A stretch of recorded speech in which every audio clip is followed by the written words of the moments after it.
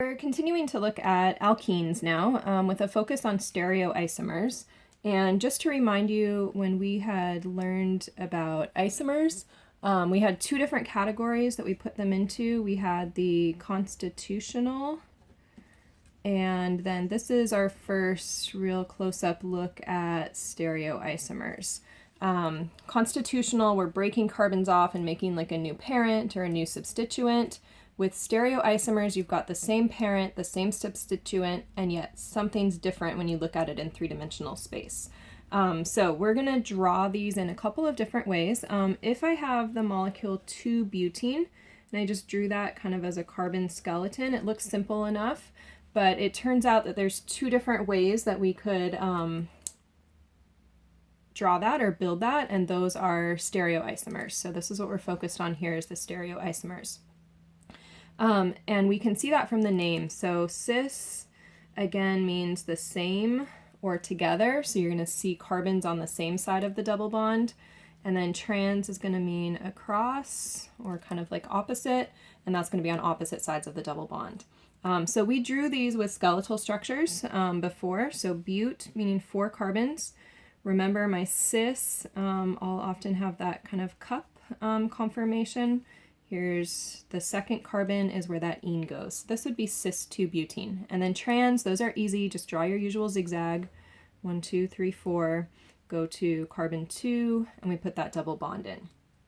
Now, if I want to draw condensed and yet expanded at the alkene, or that double bond, we're going to have something that comes out looking like this. So instead of just having the black carbon atoms, we want to expand and also show the hydrogens at that double bond, just at the double bond.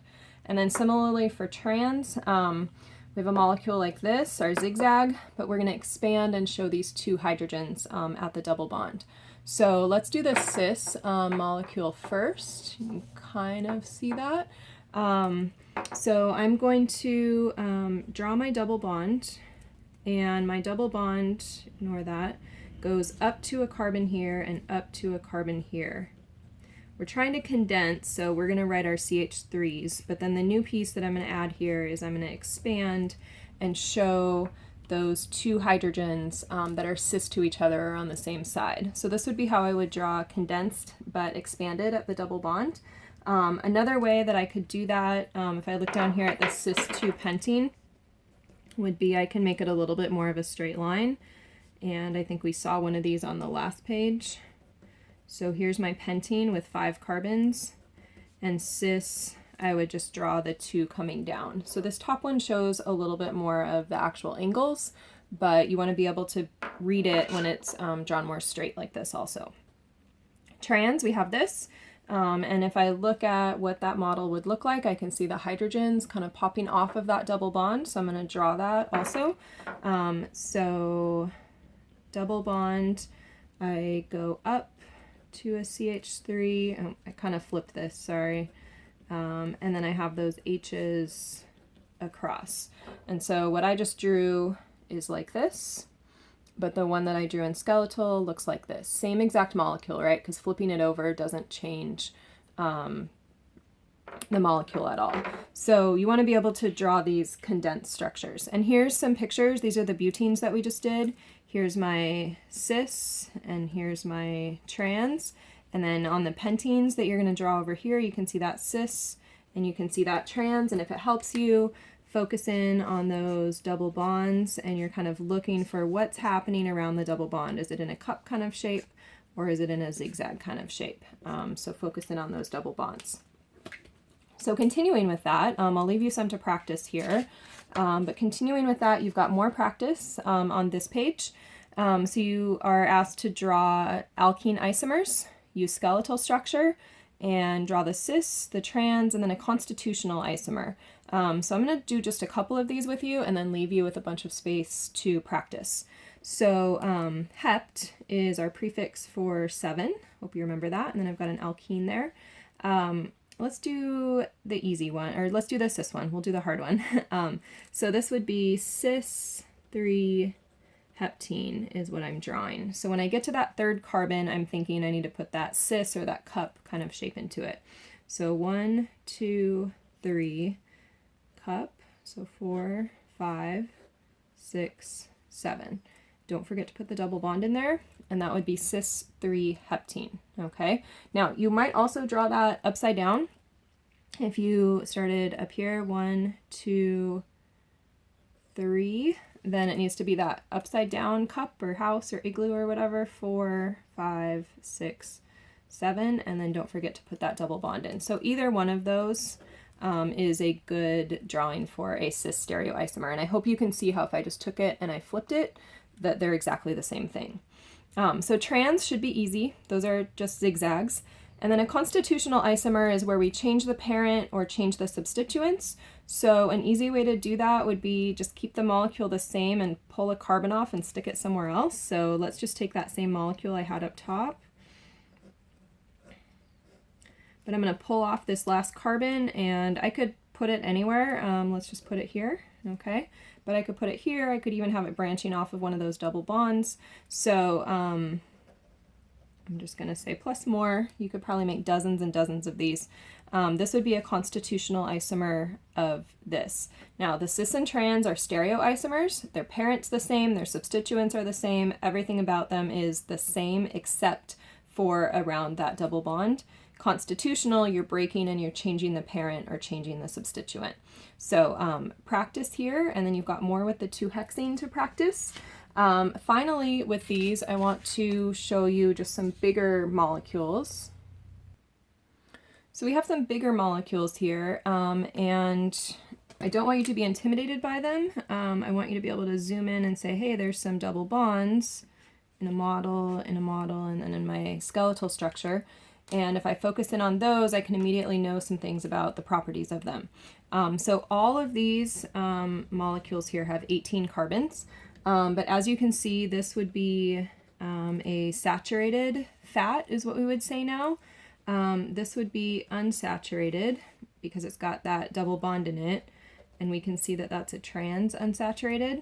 And then here, can you see that upside down cup? So this is a cis unsaturated. And we'll use these again in chapter 15 when we learn about lipids and fats and things. Can you see how those structures match up over here? And so a couple things about the properties of these. My saturated and trans unsaturated behave a lot alike. So this was a labeling change that had to be made in the last 20 years. They used to put trans fats into lots of foods because they have an even better shelf life than saturated, but they wouldn't call them trans, so they sounded like unsaturated fat, which is good. Well, it turns out saturated and trans fats act very similarly to each other, and you can see some of those properties over here with their melting points. Here's the saturated, here's the trans unsaturated. They both have relatively high melting points, and what that means in terms of attractions is we have strong IMFs. So going back to chapter 4 is where we learned about that. The oleic acid has this cis double bond, and you can see that that drops its melting point. So this is rather unique compared to those two. Lower melting point, which says I have weaker IMFs. These cis unsaturated fats show up in nature. Trans only come from synthetic lab settings. So they're natural, and they tend to be from plants, and they tend to be in moderation relatively healthy for you, whereas my trans fats are not good for you, possibly even worse than your saturated, which you tend to find in animal products. So if I can kind of link these melting points to a little pasta analogy, and I'll have to actually try this in my kitchen because I'm home a lot right now. But these straight ones are a lot like spaghetti noodles. And if I put spaghetti noodles into a pot and I don't stir them, okay, so this would be my saturated or my trans unsaturated would be like this. If I don't stir that spaghetti, I'm going to end up with a log of spaghetti, right? So I'm going to say that these intermolecular forces, I'm going to use little pinks here. These long, straight noodles have a lot of surface area, a lot of chance for attractions. And so I could say in this picture here, this is like spaghetti. I can't spell spaghetti. Spaghetti. And those spaghetti noodles, because they have a lot of surface area, they have lots of IMFs. They are relatively sticky, or we could say hard to separate. And so as a result, I have relatively high melting points. It takes a lot of energy to separate those. So my saturated and trans fats end up with these relatively sticky, straight strands that all stick together and give me high melting points. Now, the oleic acid, you can see, has a bend, and it's even more pronounced here. It looks a little more like maybe a macaroni noodle, or any one of those random noodles that have more of a bend shape to them. And so this would be like lots of little bent noodles, and I think they're more forgiving. At least that's what I've always told people for cooking. So if you don't stir these, they all have these little bent cis bonds in them. And so they aren't able to stick so much. So these are my cis unsaturated. They have less IMFs. If I look at the contact points where these can stick together, there's a lot less contact points, right? So nothing like these nice straight ones here. So less IMFs here. And if I have less IMFs, then they are relatively easy to separate. And as a result, we have low melting points. Those low melting points, sorry about the shaking, low melting points here we can see leads to these being liquid at room temp. And we call these oils. So your canola oil, your corn oil, your peanut oil, they're all plant-based, they're all liquid at room temperature, they're all oils.